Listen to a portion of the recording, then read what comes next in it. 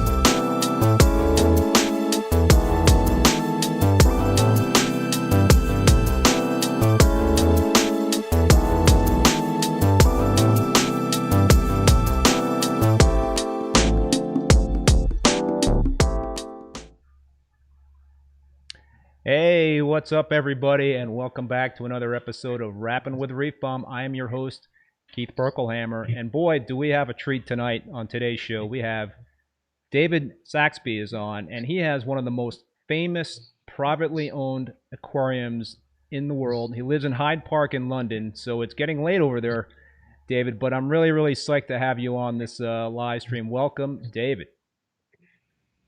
Well, thank you. It's my pleasure to come on the stream, and I'm looking forward to any questions that anybody wishes to ask, and I'll do my very best to answer. So I feel not only honored to have you on, David, but this is actually your first ever live stream. So this is going to be neat. It's going to be a rare opportunity, folks, to ask David some questions in the chat section. But let me just give a little background for those of you that don't know David. And I'm sure there's not a lot of folks that do not know you, David. But David is the managing director of D&D Aquarium Solution Ltd., which is one of the most well-known and respected suppliers of specialist equipment in the industry for use in saltwater and freshwater aquariums. David initially formed D&D in 2001, and he has wanted to bring his own personal experience of which products work for him to the mass market, and to really dispel those myths and witchcraft, these are your words, I believe, David, that abound within the hobby. David is known throughout the world as being at the forefront of modern reef keeping, and his 3,000-gallon home aquarium system has appeared on television and in many books, and now on this live stream. And we're going to do a deep dive on his tank in terms of the build, the equipment that he used, and how he tends to his tank. We have a couple of things. We have a video clip we're going to show, and we also have a presentation that we're going to go through loosely with that. But before we start chatting with David, I want to take care of some business and thank the show's sponsor, Marine Depot. Yes, I know Marine Depot was just bought by Bulk Reef Supply, but they're going to be sponsoring the next couple of shows. Take advantage of their liquidation sale. I have, so it's some great stuff. You get some great deals. But I really want to thank Marine Depot for being a supporter in the past of this show. And I just wish all the folks over there the best of luck. And I know it's going to be a great new shopping experience for folks with Bulk Reef Supply. But anyway, I just want to say thanks to Marine Depot for taking a you know, flyer on the show here and being a supporter. And I also want to thank you folks out there for tuning in and watching. And please hit that like button to try to bring more people into this live stream. And now that we've taken care of some business with all the sponsors and what have you, and again, I want to encourage the viewers to ask questions in the chat. We're going to go through a lot of material here, but I will do my best to monitor the chat in the live stream. So David, let's just start off with a couple of general questions about your background. How long have you been keeping reef tanks? I've been keeping since the age of 28. I started saltwater. Oh, that's kind of a late start there, right? Sorry? That's sort of a late start for reef keeping. Well, it wasn't at the time, because reef keeping was not. It was I'm 76 years of age now, so we're talking about the span of time, and it was not a very popular pastime. And in fact, when I first started, the first invert tanks and most corals were not. You couldn't keep them, especially the SPS definitely not, and LPS some. But we didn't even have a calcium test in those days, so I've seen a lot of changes. And I've been at the forefront of a lot of those myself, and it was indeed a long learning period. And as I remember, Julian Sprung, when I first met him, he wrote a marvellous with his partner. His book was the first one that was really, really, really informative. And you can see a lot of the hobby developed from that book. And there were a lot of changes coming in those days. So did you have any mentors when you just started to keep reef tanks? You mentioned Julian's book and what have you, in terms of, you know, picking up some valuable information from that book. You know, obviously people don't read books today like they used to, but did you have anybody that you just kind of, you know, looked up to in terms of their reef keeping skills and tried to kind of emulate? There was a magnificent aquarium with the first calcium reactor on it in Dusseldorf. I think the man was called Hemminghaus, the curator, and he was the first person where I saw corals really, really flourish, SPS corals flourish in the system. There was also quite a few people, and one of them was in Berlin, who started to grow corals. And we were using calcium hydroxide, Kalswasser, in those days to add lime water to the salt mixture when we added evaporated water. I think the real changes came gradually and step by step. And most of those changes were watched by Nielsen and Fosser, Julian Sprung, Delbecq.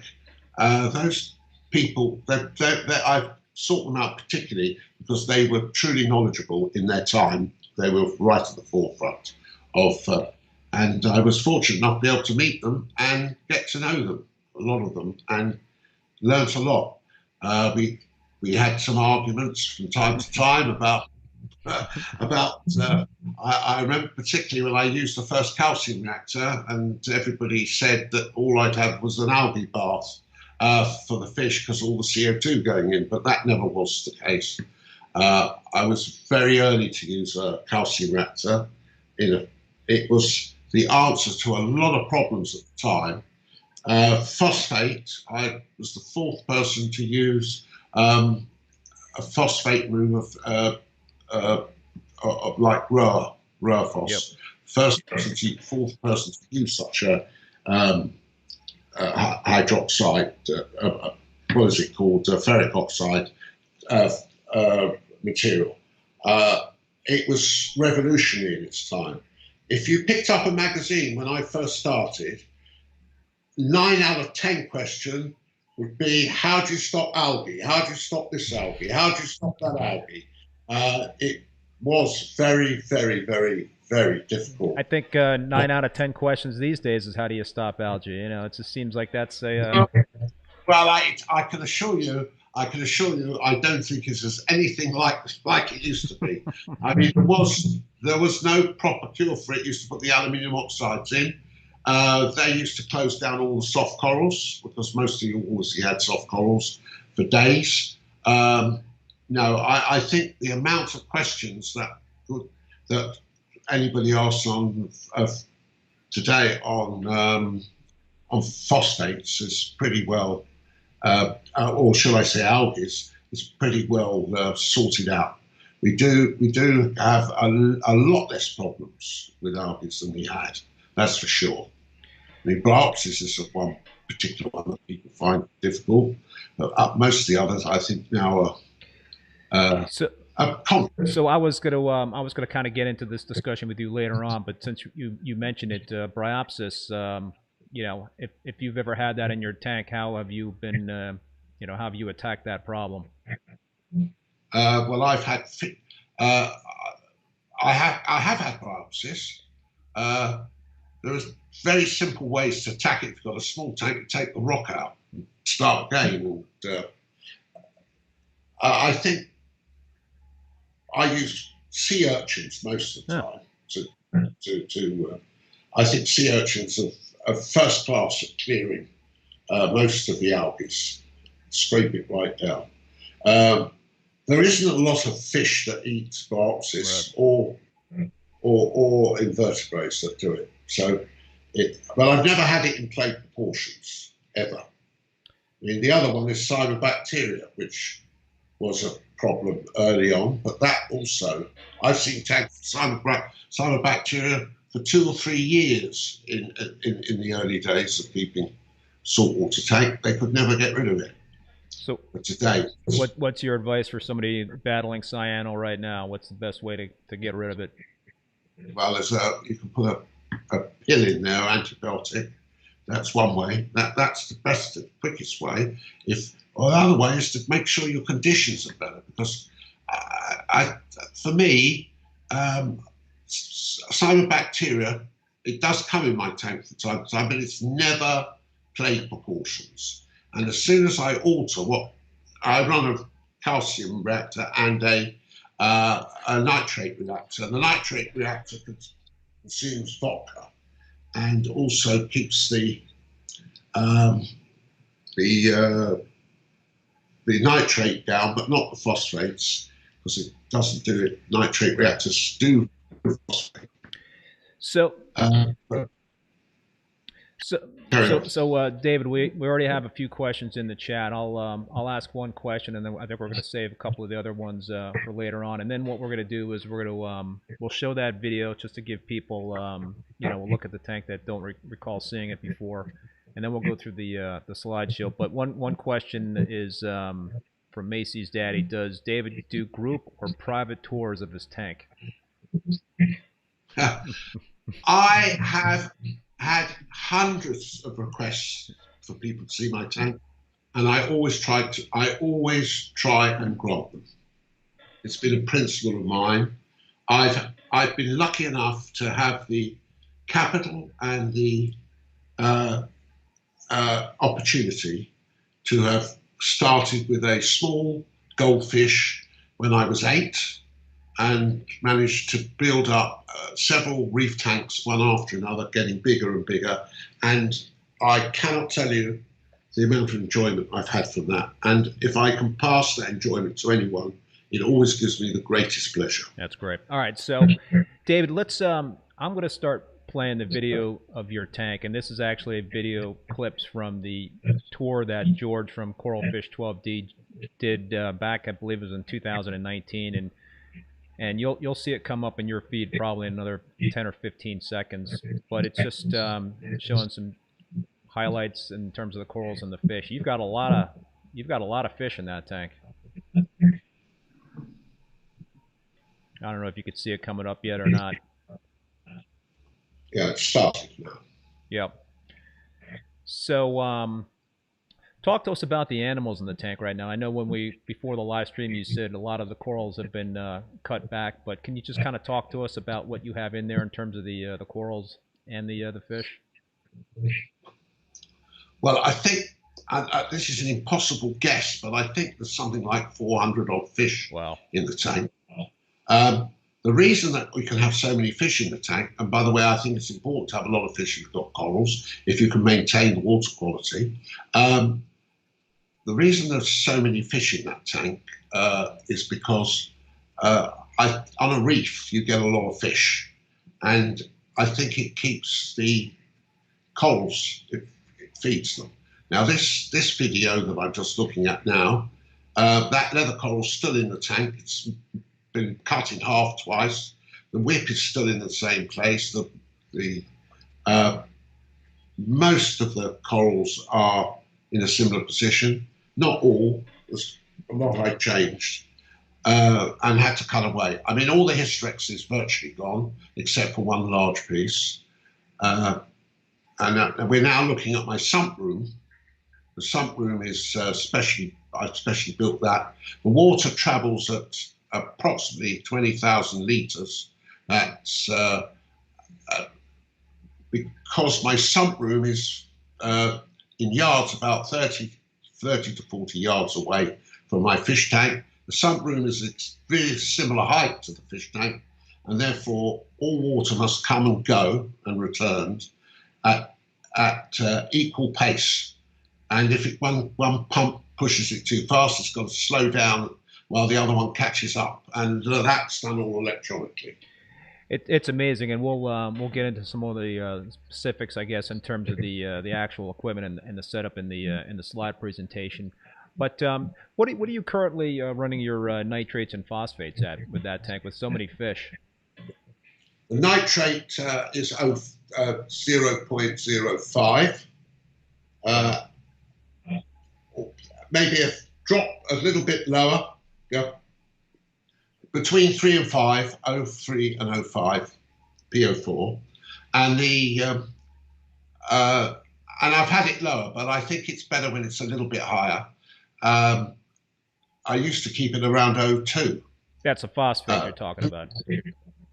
Yeah, the phosphate. Yes, the nitrate is the nitrate 0.02 nitrates. Oh wow, so that's pretty low for nitrates. I mean, that's closer to natural seawater. I run it slightly higher now, 3 to 5. I mean, I had to do the test last week and it was there. The phosphates 0.03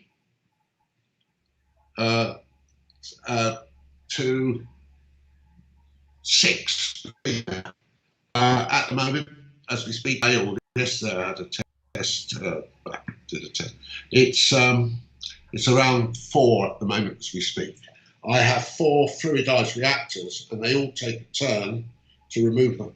I'm a great believer in that. I think a lot of people don't realise that there's an awful lot of life left in phosphate remover, but it's not powerful enough to remove and fast enough as the water goes by enough phosphate for it not to be rising in the tank. So the system that I use is 4 reactors in 4 different places, and I change one most weeks according to the readings and put a new litre in, and then that gets changed again 4 weeks later. So it goes round in a circle, using the phosphate remover as the best possible way to keep things balanced. So you're pretty much using nitrate reactors and phosphate reactors to keep nutrients in check. Yes.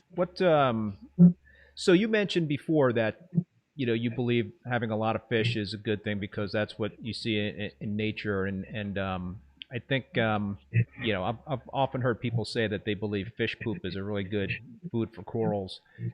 Yeah, I believe. Do you believe that? Do you add any other supplements, any coral foods, or do you just feed your fish and let them do their thing? I feed all the fish 5 times a day. I put live shrimps in of one of the feeds. That's river shrimp. We have that. You can get that in the UK quite easily. There's a lot of it available. and then there's frozen food, 4 big ice cubes, which I put in, and cut shrimps.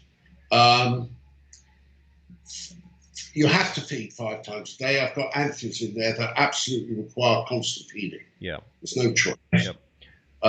There's a lot of phosphate going in. It's a lot of phosphate that's got to come out. As far as I do a water change irregularly now. I used to do it regularly, large ones. I haven't done large water changes for some considerable time now. Maybe I haven't done a large water change now, maybe for 3 years. I do maximum 1,000 litres on 12,000, so it's under 10%. Right, gotcha. So you don't dose any amino acids or anything? No. I've got all the amino acids in the food. I mix brine shrimp, mysis shrimp, krill, Pacific krill, lobster eggs, rotifers. I mix it all in a big soup and freeze it into cubes, big cubes, and then I have them and put them in 5 times a day, as I told you. So Flipper's Reef has an interesting question, and when I had Mike Paletta on, who's you and Mike know each other pretty well, right, in terms of your reef acquaintance there. Mike talked a lot about bacteria dosing. You know, he doses bacteria to his tank, and Flipper's Reef is asking that question: has David dosed bacteria as a maintenance for his system? Do you dose bacteria, David? Well, I dose my nitrate reactors dosing carbon source. So yes, whenever I mix up new water, I always put the bacteria in it.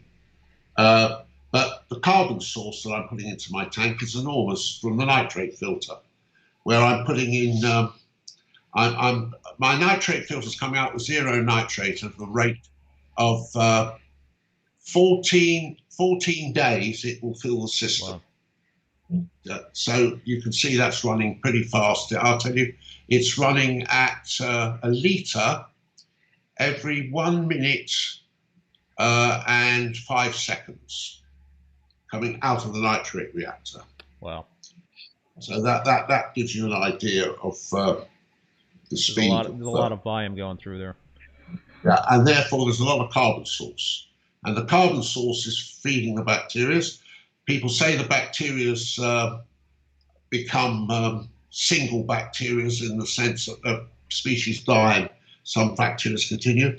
I do put bacteria in, but some people put a lot. I put a lot less in on the tank than I used to. I used to do a lot more bacteria, but I don't think I have a problem with bacteria or carbons in my tank. Quite the opposite. Have you had any episodes over the years with RTN or STN and Aquapora? Yes, always. And it's unexplainable. I mean, a lot of people are using cage controllers. They're telling me, I am every time I put phosphate remover on, I put 0.03 of a KH buffer in. Yeah, yep. in a time to maintain stability on KH, because phosphate remover brings down the KH. And I run my DKH at around 7.3, 7.5, 7.7, about there, not more.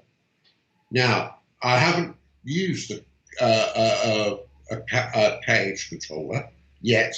I'm in the process of developing one for my tank. I'm going to watch it with great interest. My problem is that where do I dose it? Do I dose it on my sump room and control it, or do I control it on the water when the water comes into the sump room, which will be the tank as well as the sump? It's not easy on my system to do. You know, there's a lot of water swirling around everywhere, but it needs all mixing. Yeah, no, and I think this is a good point to kind of jump into your presentation. And like I mentioned at the beginning, we're not going to go. This is not going to be like a formal presentation. It's going to be a kind of an informal presentation, and we are dealing, folks, with about a 20 to 25-second lag because David is seeing the slides on YouTube, and he and I are talking live, so there is going to be a lag. But David, so what everybody's looking at right now is the the slide in terms of the aquarium, and let me skip back here. So it's one of the pages here. It says it's a system of two halves. You want to, and the first half is the aquarium, which is the 3,000 gallon that we talked about. So I'm forwarding to the first picture actually of the tank on the stand with the plumbing underneath the stand and the plumbing inside the tank. And obviously you have plumbed it where you've got circulation that's being pumped into the bottom of the tank as well as the top. Yes. I must correct you one thing. The tank is not 3,000 gallons. The whole system's 3,000 gallons. Oh, okay. Yeah.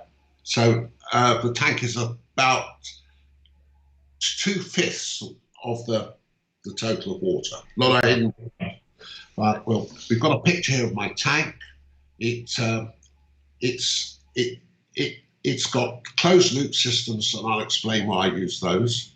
All pumps are removable out without going. They're not in water. They're all removable, and I can take one out and put a new one in if anything breaks down. The closed loop system is pushing water at the bottom up, so the circulation goes up and over the weir, and the closed loops are all on wave motion, and so is the water coming up from the sump below. The sump below is used as a holding area to bring water backwards and forwards from the sump room, where there is lots of other water being processed and cleaned. So you can see the hanging lights. There's 28, 29 lights on the LEDs. There's been a massive change to the lighting systems in the last 5 years.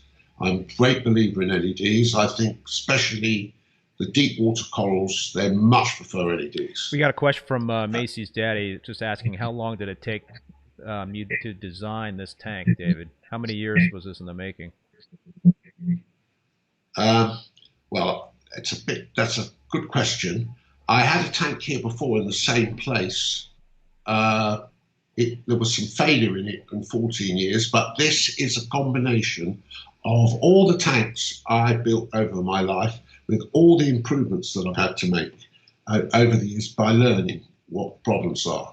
In this tank, you can see that there is a lot of pipe work. I have not got any of my closed loops, and there is huge water in this tank still, despite all the growth.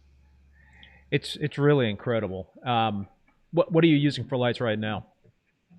I use the AI 52s. I'm going to change to 64s as soon as they go Wi-Fi, because I prefer the Wi-Fi, and then it means I can control them anywhere on the computer, wherever I am, or anybody else can. There are 26s as well. The water depth is nearly 4 foot. I'm doing feet for you because you understand feet. Yeah. there are SPSs growing from the bottom of the tank with no difficulty. So I always avoid closed loop systems because I'm afraid of a bulkhead leaking in the bottom of the tank and that causing issues. So this can't happen here.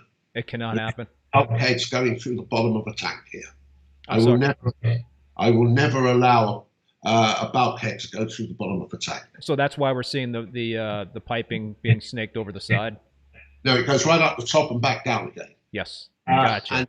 And goes straight to the pump. And further on, if you look at some of these pictures going backwards, you'll see the whole build-up of how it works. I am completely opposed to anybody drilling a hole in the bottom of the tank. Yeah. It's crazy. Yeah. Just crazy. I think you're asking. Yeah, you're asking for trouble, right? It's only a question of time before a ball valve gives a problem. Especially if, like, I've got 15 outlets there. If I had a drilled holes for each of those, I'd be in real trouble.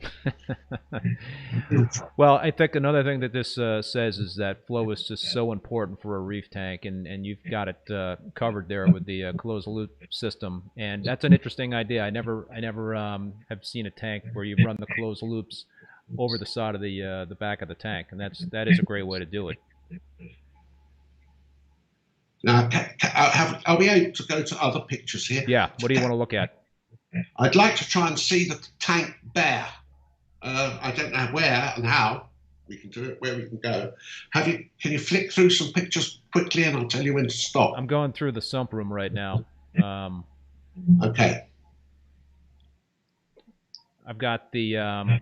I'm looking at the sump with the plumbing underneath the sump, underneath the stand. I'm sorry, it's in the stand.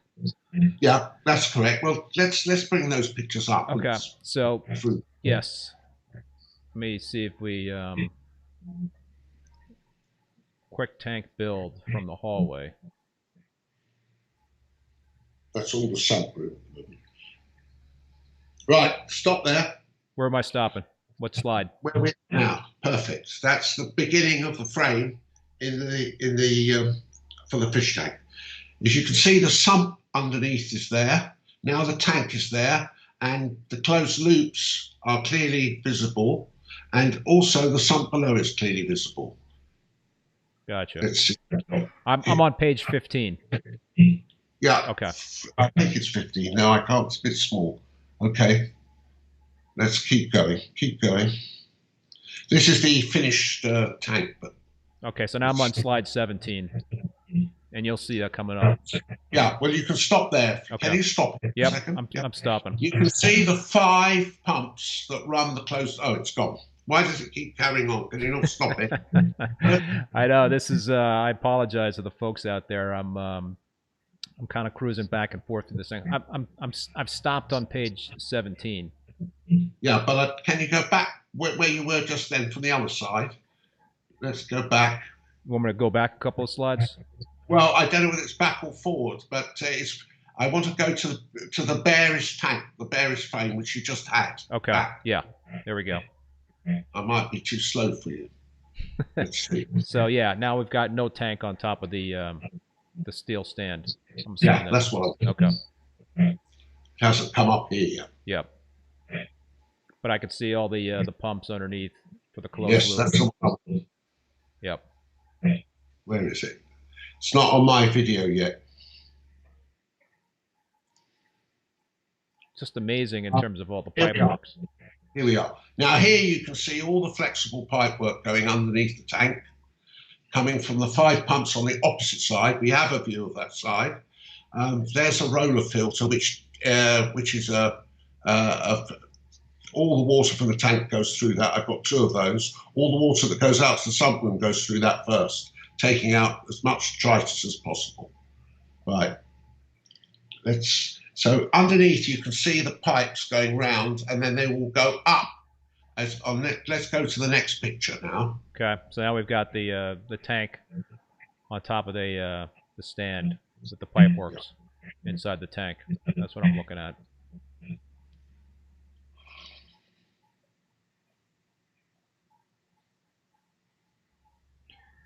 You must have a really good plumber, or do you do all the plumbing work yourself? No, I know 2 or 3 people that plumb work, that do the plumbing, but we did all sketches where they had to put everything. So well, yeah, it was quite easy. Well, I'll tell you, it took me about a week to plumb my new 225-gallon Peninsula tank, and I can imagine how long it took to do this. Well, they're probably a lot better plumbers than me. So. He installed this whole tank in 3 weeks. Wow. That's unbelievable. Built it as well, and we used a hurricane silicon on it to make sure that it was safe. It was actually, you could put water in it after 2 hours. Wow. But you know, that's not a practice we did, but that's what can be done with it. Yep. So do you see the picture with the tank on top of the? Yes, I see the picture of the top. You can see the closed loops coming up the back, where the skimmer is below, and you'll see from the other side. You can see the pumps that send water to the coolers and also return water to the aquarium. There are 3 big pumps returning water to the aquarium. Those 3 pumps are on wave as well, to cause maximum water flow and disturbance. Can we move on a little bit more? Yep. I've got so I'm looking at the slide with the now the lights on top of that. We'll move. We'll keep moving forward. I see. I'm going to move past the slide with the final cabinetry, and now what I'm looking at here, which will come up to you in a second, is the quick tank build from the hallway. Do you want to talk about that? Yeah. Okay.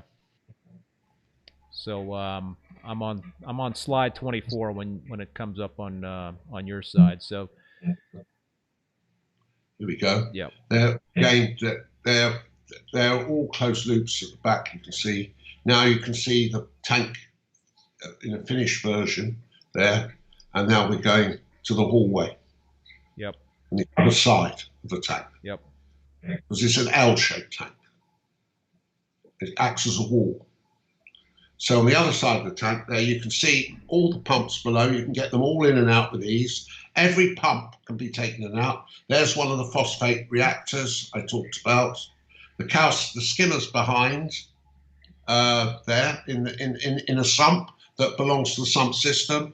There's a roller filter up there which is runs 24/7, and the phosphate reactor goes into that roller filter as well to stop any sediment from the phosphate. Okay. So, move on. So, move on. Okay. So now we've got some additional plumbing going in there. I'll just keep scrolling through here. So now there's the other part of the tank on top of that part of the stand. Yeah. Well, I haven't got that. Yeah. Coming. Yep. It's worse than being on the moon, I think. I don't think it took as long to get picked. Yeah. Yeah, so you can see the L-shaped part of the tank on this part of the stand. Here we go. Yes. Now that's a cupboard which you don't realise yet on the left-hand side, which is hidden in the decoration of the house, and it all slides out so that the reactor's on wheels and comes out. You can see all the closed loops very easily now, the way they go up and down, and they go round underneath the tank to the pumps. Yep. There on the shelf. Okay. So I'm just forwarding through, and I can see the lights hanging over the tank, and then the final cabinetry on that part of the tank. And now there's also what you'll see coming up is closing the cupboard, so that it looks like a trap door is really what it looks like. Let me take a look, and I'll tell you. It's a door that opens. It's part of the decoration of the house. You wouldn't know it was there. You can get into the skimmer and to the phos reactor. I don't have any calcium reactor. It's built in a manner that I can run the tank on its own. Well, you can see that there is a corner door, which is, if you see, you can see it open next to the tank with all the controls. Yep. And the important thing is that tank can now run without the sump wheel running for a day without problems. Yeah, but you need both systems to work because of all the calcium, everything gets added in the sump room.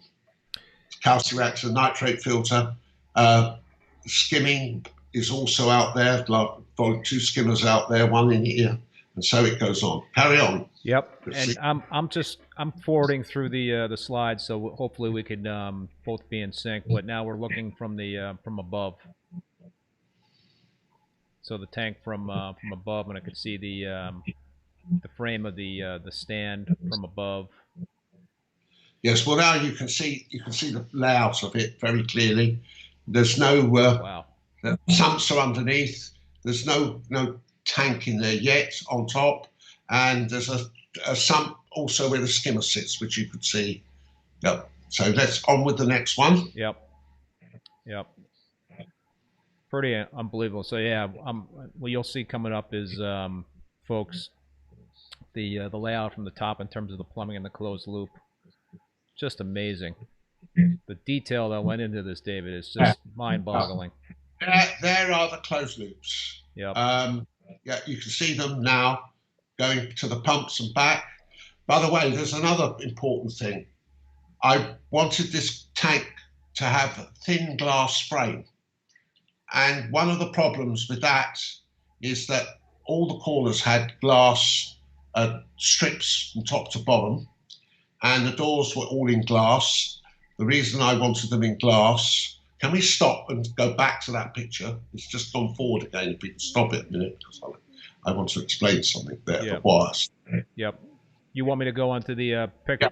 Go back to that last picture. The one that we've got a new picture just come up. I want to go back to the other one with the close loop, with the loops. Yep, I got there. I'm there. You should see it in a few seconds.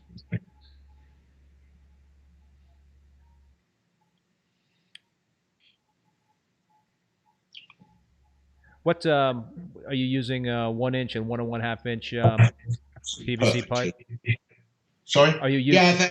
Yeah, we're using 50 mil pipes, 40 mil.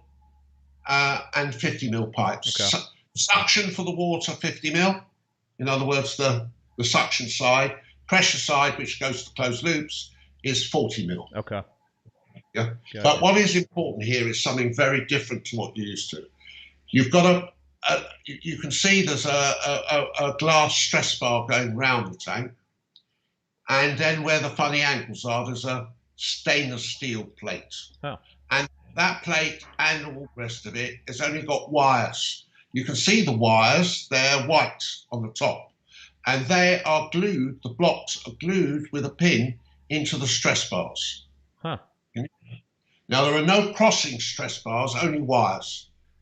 The reason for that is that it's much easier, no light disturbance, no dirty pieces of glass across the top.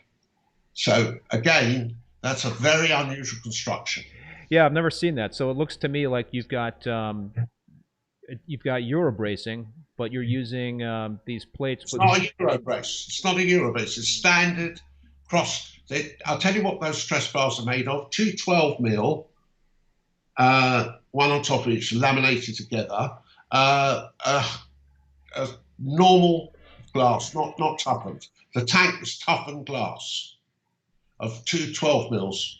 So it's 25 mil thick, 1 inch for you, 1 inch thick, the glass, right. 2 half-inch glasses laminated together. But it's not the Euro braces when it comes out of one solid piece of glass. Right. And they machine it. Yeah? But these are crossing over each other and stuff. Now, the interesting thing about what happened there is that the blocks are stainless steel, and they should be, and so should the pins be. But one of the pins was mild steel, and it should have been stainless steel. I didn't realise it because it's a small pin, and it rusted and gave way. Ooh. And the stress bar only broke because the pin only goes in half the stress bar. So the top stress bar shattered because it cracked there. And I managed to put a new stress bar in without any danger to the tank at all. Wow, that must have been nerve-wracking. Well, it was. Let me put it another way to you.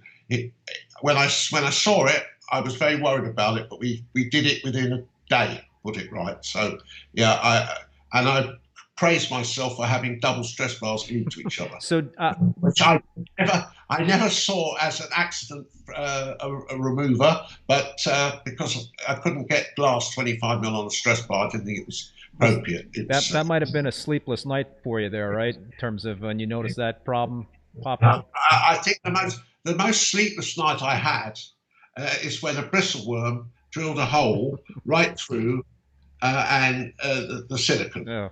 Absolutely through. I saw it, you could see it. And luckily, it was somewhere I could get to. It wasn't on the back of the wall, it was right in the front. And that water was pouring out that hole.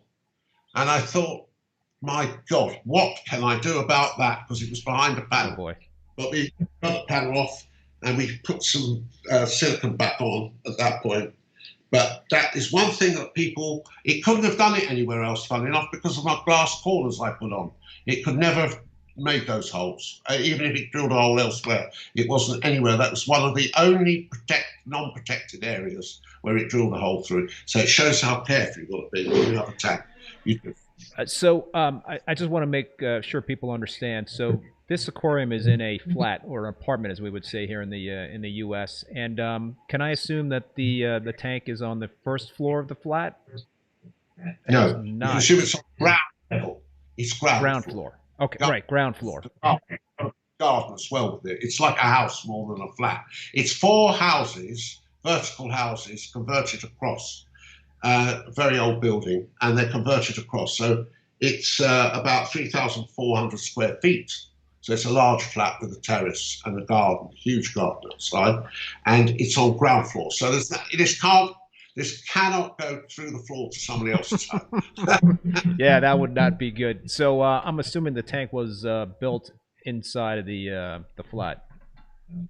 Yes, it was. You had to. It was built. I had a special contractor to glue it. I had a special contractor to do the glass for me because it was all toughened. Most of the glass is toughened, and I much prefer that. It's much safer. And I had an engineer overlook the whole thing to make sure it was right. And, you know, touch wood, so far it seems to have held up very, very well. So Jose Estevez is asking, he couldn't believe what you were talking about before. He said, comment is, bristleworm drilled a hole in the silicone? Question mark? Yes, that is absolutely, well, we, having had tanks for a long time, I've seen it not once or twice, but I've seen it many times over the years, where somebody suddenly has a leaking tank, and it's a bristleworm that's gone through the silicon on the side or the base. And I used to work with Deltec. They used to make tanks, and they offer bristleworm protection as an extra if you're going to have a reef tank. And that had strips of glass over all the silicon to stop any bristleworm being able to get to the silicon. Well, I tell you, I always say that you kind of, you learn something new every day with this hobby. I had no idea that a bristleworm can actually potentially bore through the silicone in a glass tank. And I've always thought bristleworms are pretty harmless, so I didn't really care about having them in my tanks. I can show. I have somewhere a picture of it. You can see it through the glass. You can see the bristleworm itself boring where the hole is. So I will try and dig it up, but it's definitely a fact they can. All right, so let's. Another reason why not to buy live rock, but even when you don't buy live rock at the time, when you buy coral frags, you sometimes bring them in on those without realizing. And once you've got one, you'll have thousands. Well, let's talk about that. You and I were talking about this before the show in terms of starting a tank with dry rock versus live rock, and I've had not the greatest experience. My one time, I've been keeping reef tanks for 25 plus years, and I've always started my tanks with live rock. And for the first time 5 years ago, I started a tank with dry rock, and I just I had one problem after another. And I know Mike Paletta has a similar experience with dry rock, and he vowed, I guess he vows never to start another tank with dry rock. What so you're one of the things that you believe in is that the bad thing with live rock is the pests that could come in with the live rock. With a tank my size, it's massive. Right. I ordered rock specially. I have it flown over. I actually did a drawing of all the rock work before and had the rocks cut to the design that we wanted. I think that I mean I could show you.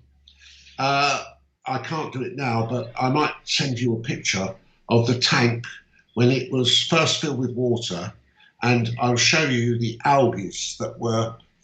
It was unbelievable. There must have been there must be half the tank with streams of algae growing up. And within 7 weeks, they all died and gone. by reducing the phosphate levels. So when you start a tank with dry rock, how do you get that whole cycle going? How do you seed the tank with bacteria and all that stuff? Well, you put the bacteria in, and you that's what you do. You wait for it. I mean, when I first started, you had to put a lump of meat in to get the tank going. So, those days are over. They know more about it. But once you put the bacteria in, you should be able to move on straight away. The rocks that we use, we sell rock and live rock, dead rock from the company, are semi-porous and calcified. They're very good. They come in boxes and they're very good. There's nothing wrong with them. And you can, as long as you treat them, the most important thing when you start a system is you've got to let it mature. You must let it cycle. And once you let it cycle, you're fine, and it will cycle. And then if you introduce everything in reasonable pace and don't be stupid, I've had so much bad experience with live rock in terms of predators, bristleworms, bobbit worm, I don't know what you call it in the States, so that's our nickname for it. Perhaps somebody'd like to tell you what they're called. Maybe they know in America. They are terrible things. They're about 3 meters long. I've got a picture of somebody holding one. Awful looking thing. I find that I had 2 more eels, and they were alive when I got them. So they were in the tank. I had to get them out. I had umpteen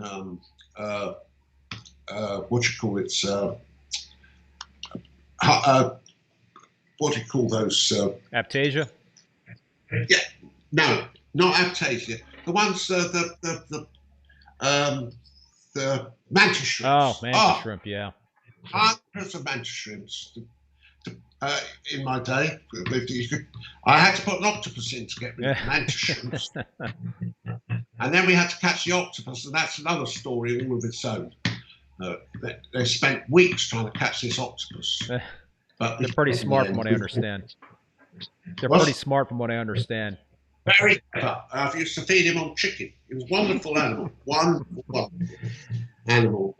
And pretty good with the fish. I think he only caught 1. Oh. But if you feed him enough, he won't try and catch it. But he does pick up things and build his own structures. And of course, and he gets very bad tempered if he doesn't get fed when he thinks he should be. So, David, how long did it take for that tank to cycle, and how soon after the cycle did you put corals in that tank? That one had live rock. And the second time I refilled it, took it down, it recycled in about 14 days. And how soon after that did you start putting corals in the tank? Very short. As soon as that 14 days was over. And do you think that's something you would recommend to folks? I've heard a lot of people. Yeah, I think the quicker you get your corals in, and I think they stabilise the water. They're important. And I haven't got I've got a small amount of algae growing outside. I would like to put an algae bed. I'm a great believer in an algae bed system. So, all right, we diverted a little bit from the presentation. I'm gonna bring the presentation back up, which you should see in about 15 seconds. You want to talk about let's talk about the sump room. Yeah. Okay, so you'll get it up in a few seconds there. So I've got looking at a picture right here of it looks to be like a rack of some sort. That's not the sump room. That's my living room.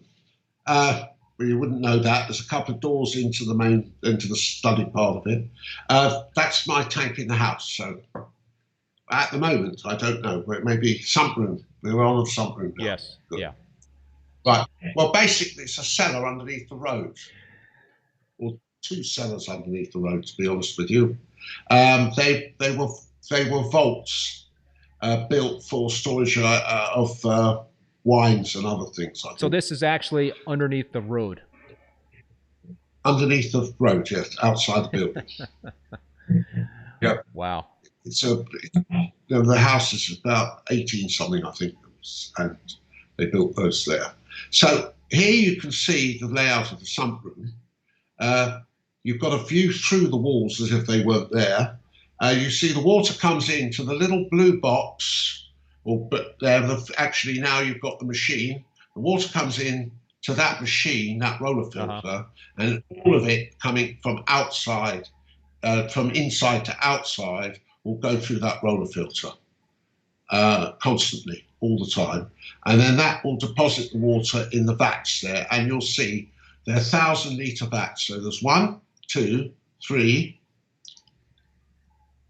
1, 2, 3, 4, which you can't see where the UVs are behind, and then a glass tank with the frags and what have you in it, and then another glass trough all the way down with a skimmer, and RO units there, and resins, and well, that's a very the nitrate filter standing there. You can see it at the end, and the water comes in and goes round that system and then gets pumped back to the house. And the 2 pumps that bring it, or one of them that bring it back to the house, you can see sitting there on the outside, which you can again change it without having to go into the water. David, what inspired you to set up the system like this? Did you see something that you wanted to try to mimic in terms of this type of setup, or did you kind of have something similar at a much smaller scale and wanted to really just Well, the first thing is, if you have a wife and she doesn't like water changes in the house, or most wives don't. So the first thing you have to do is to find a way to change water, and especially in the old, many years ago, the old days, I know it's a funny expression, when we first started this hobby, water changes were the only way to maintain reasonable parameters. I mean, there was no calcium testing, nitrate a little bit, KH, yes, okay, a bit, but basically you had to do water changes. And to do water changes, you've got to have the water outside the room. And that's the only way it can be done. So what you do is you isolate one of those vats, if not 2 of them. You can run the whole system in my tank, actually on the last glass tank. And all the others can be stopped and cleaned and put back into, filled up and put back running. So, oh, it's gone. The picture's gone. It's coming back. Okay. So that's the reason of the sump room. And of course, there's no room in my house. I had enough trouble getting a big tank there. That was a debate of bartering with my wife. She said she'd like a bigger flat, and I said I'd like a bigger tank. Let's see how we can get this agreement. Flat came up next door. I said I'd buy that as long as she allowed me to have the biggest tank I wanted. She said yes. I built a tank. Then she fainted about the size of it, but flat made up for it. When the big new room, the other half went on the flat, it didn't look too big.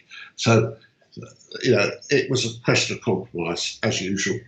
I like that sump room very much to work in. It's so much easier. Everything you can get to, anything you change, it's really good. How many hours of maintenance do you do on this tank in a week?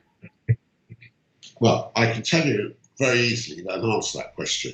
You asked what I do. Well, I've always did my own maintenance until the last 5 years. And now I employ 2 people to come in and do the maintenance under my control. They have a checklist they have to go through to do, which I've ticked. It's exactly 3 or 4 hours with one and 5 to 6 with the other. So you're talking about 10, 11 hours a week of maintenance. They're not allowed to put their hands in the fish tank, only on the outside everything, and glass cleaning and the normal cleaning the skimmers, all the normal things that you need to do, changing the refrigerator. So there's 11 odd hours of maintenance a week on this tank. Dave, you mentioned UV. Do you run that 24/7? Yes. It's 8 UVs. And is that why are you running the UV? Is that to help prevent some fish disease, even though it can't prevent all fish disease? Is that primarily what it's for? I put UV on it because it does help keep water reasonably clear, I think. And the other thing about it is I have not had, once my tank is up and running, and I probably maybe with or without UVs, I never have white spot or any form of spot on my tanks, and if I bring a fish in and it did have it, it never goes through the tank. They're spotless. There's no spots on them at all. They're very, very. Any diseases I get are from obesity, not from. Oh, really? You're eating too much food there. Yeah. So we didn't talk. We talked a little bit about lighting. You know, in terms of the lights that you're using, do you pay close attention to the par in your tanks in terms of what you're getting near the bottom, near the top, or is that something that you don't monitor that often, or if at all? No, I do. I haven't done a par check for a long time, but I've done a lot of work on this, and the LED lights can be too powerful. Despite them looking less powerful than HQIs that we used to use, in my view, they have as much power, if not more, at lower depths.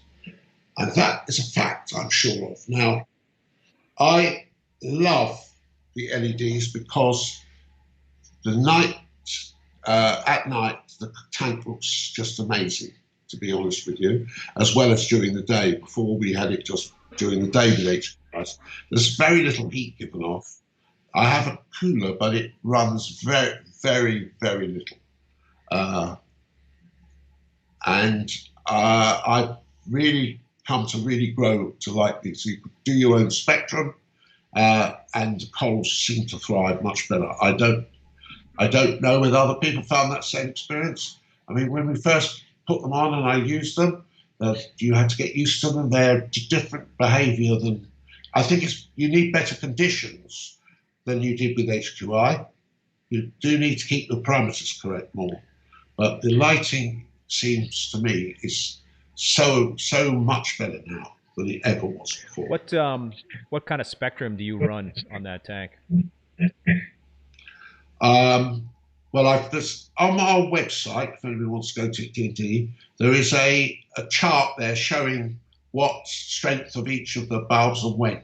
Because I ramp them up for 2 hours in the morning and ramp them down 2 hours when as they go off, and mostly turn over to blue with very little white in the last hour of ramping either way. I have a special lens that I use when I take pictures now, which takes the blue away from the tank, so you can see what. But during the day, I find LEDs are absolutely first class. So you run more white, more full spectrum during the day, and then you just have blues that ramp up and ramp down. Well, I use blue as well. I also bring the whites up and down very quickly, varying them in peaks to stop any burning. But today you don't get any burning now. The early ones were a little bit more tricky. Yeah, with the lenses, they became more tricky. But now they're pretty good. David, I'm just scrolling through more of the. You'll see these pictures, and we're just scrolling through some more of the Sump room, and just give folks a better idea in terms of what they're looking at here. It's just I could see the reactors, and man, that's pretty impressive in terms of all the equipment you got going. And there's a lot of moving parts there. Have you do you have a lot of redundancy built into the system in case something fails? Every plug has RCD. I presume you have the same name for it in America, do you? It trips if something goes wrong. Every single plug is independently RCD'd in the sump room. So if something goes, that only goes, and I know what it is straight away. I also have emergency stop buttons, so you could see them, for water coming backwards and forwards. The whole water system is controlled on float switches, backwards and forwards, and safety float switches that minimum and maximum, which if we're above or below what they should be, it will stop everything. It just doesn't. Yeah, I'm on the picture right now where we're looking at the float switch operation. I see that the sump room is 25 meters from the tank. Yeah. Okay. And that's the height. Right. And the water travels over the ceilings. Oh, really? through. Yes, it comes right to the ceilings, and then. There are any leaky ceilings? Continuous pipe, no joints. No leaky ceilings. There's no joints, so there won't be any leaks. Gotcha. That's a smart way to do it. I wouldn't do it with joints. Not that I worry if our joints are done properly, it's fine. But it's a flexible pipe. Here we are. You can see the different float switches, and all those float switches do their maximum height of the water line can go one way, minimum height both in the tank and outside the sump room, and then when it goes certain amount of water goes, one pump is running always faster than the other. It has to slow down. If that comes in automatic on another float switch, it slows down, and then the other one catches up. So, and the only way I can see that it's running outside and inside, and so we've got red and green lights, and providing those are both on all the time, I know the pumps are running. Go ahead. I couldn't see it otherwise. I can't tell whether it's running. Do you have any issues with those float switches failing? I have only had 2 float switches of that type ever fail, but even when they failed, they're not dangerous on my system because we've got this built-in automatic stopping. So if the water goes too high, it will stop anyway. Everything will stop, backwards, forwards, everywhere.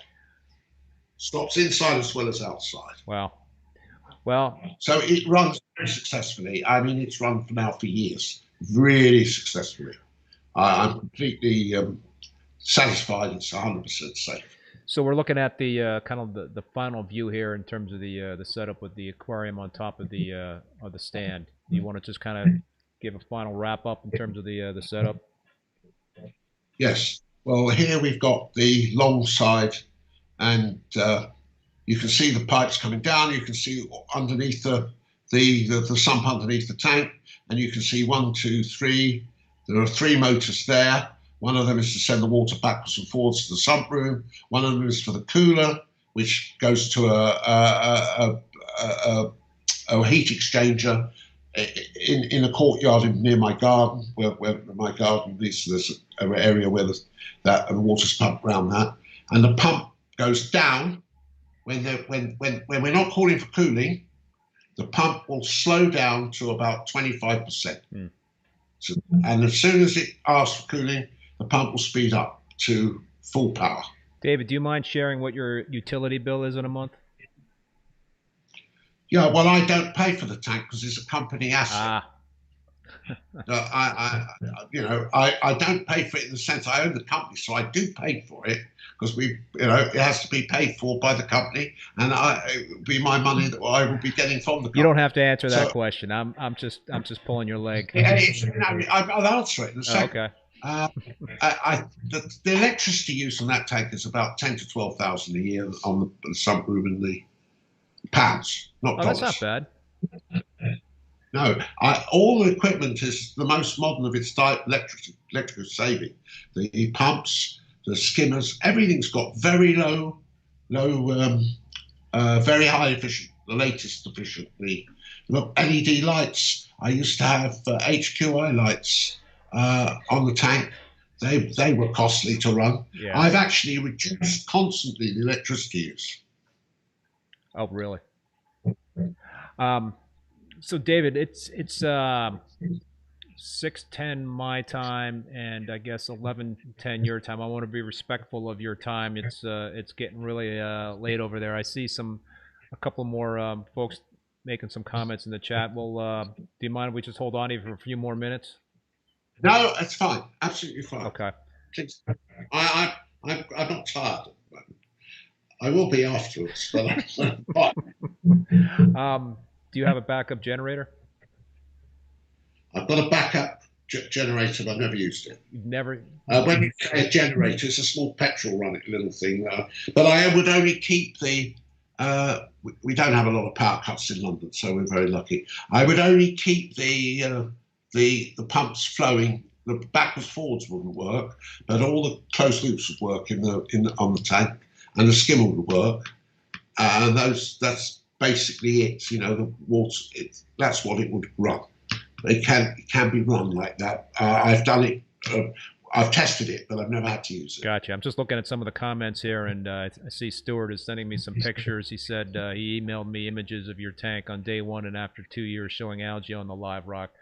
So hopefully we can get you back on at some point down the road, David, and we can kind of show some more stuff. I'd love to see a picture of that bristleworm too. That would be that'd be fantastic. Folks, if you want to, I'm doing my best to keep up with the chat. If there's any other questions for David, I had another question for you, David, in terms of testing. Do you do ICP testing, and if so, how often do you do that? Every week. Yep. Wow. And so, are you more of like a reactive type of person in terms of what those tests say, or do you just kind of like to have the information and you know, react only when you see something in the extreme, or do you like to tweak? Right. Well, the first question, I couldn't do all the tests myself, even if I wanted to, because the kits are too difficult. So I have to have it every week, the IPC test. And the reason I do it is because I can watch what's going on, and I do watch what's going on, and sometimes the dosing pump doesn't seem to deliver enough iodine or the strontium, but the strontium now is pretty straightforward, it's pretty good.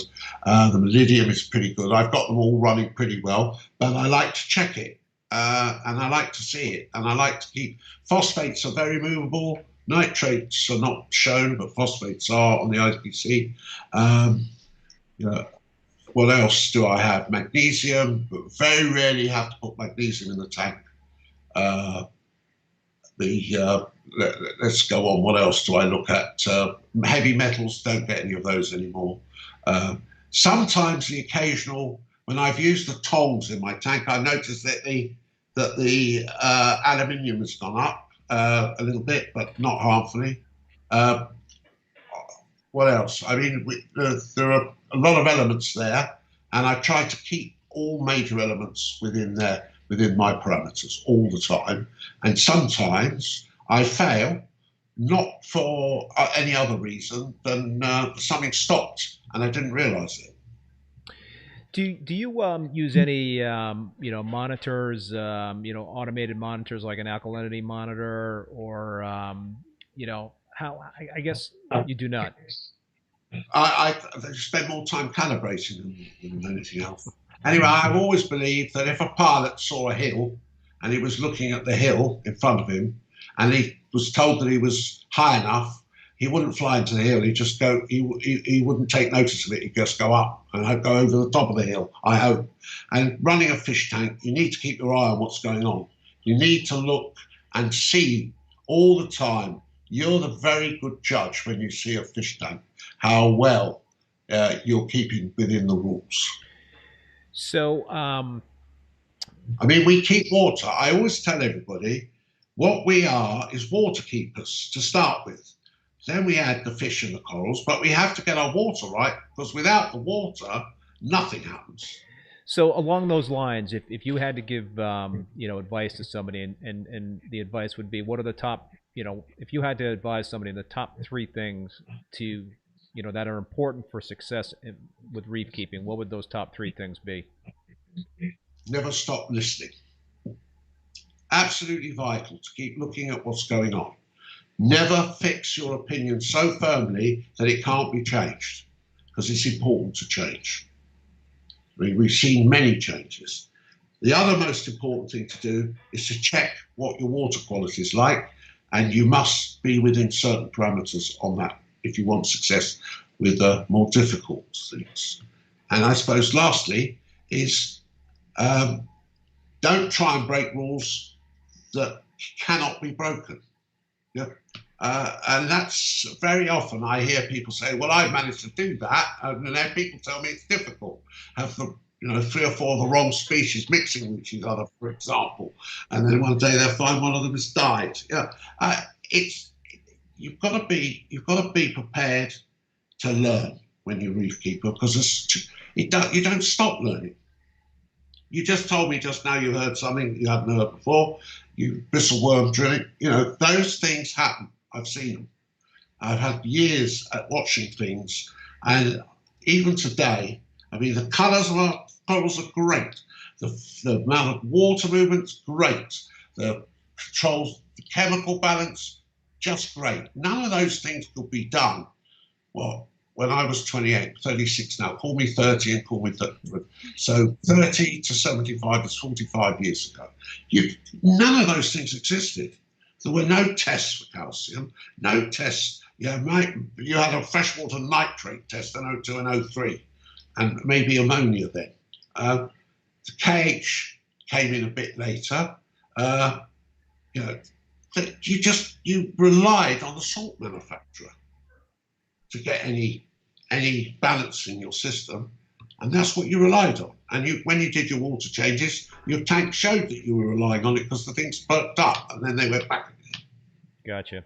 All right, I got some final rapid fire questions for you, and then we're gonna wrap it up. This first one's probably not going to be relevant, but is this your dream tank? Is there another bigger tank that you're thinking about creating, or is this it? I really got to be realistic. I'd love to have a bigger tank. I'd love to have another go, but it's not realistic at my age, unfortunately. You know, as much as I'd like to do it, it's just not realistic. And therefore, and I'm very happy with what I've got. I enjoy it. I can sit down in an evening and have my black coffee and sit and look at the tank for an hour with no, just lovely. Yeah. So having a bigger tank is not on the cards. Gotcha. Fair enough. Favorite SPS coral?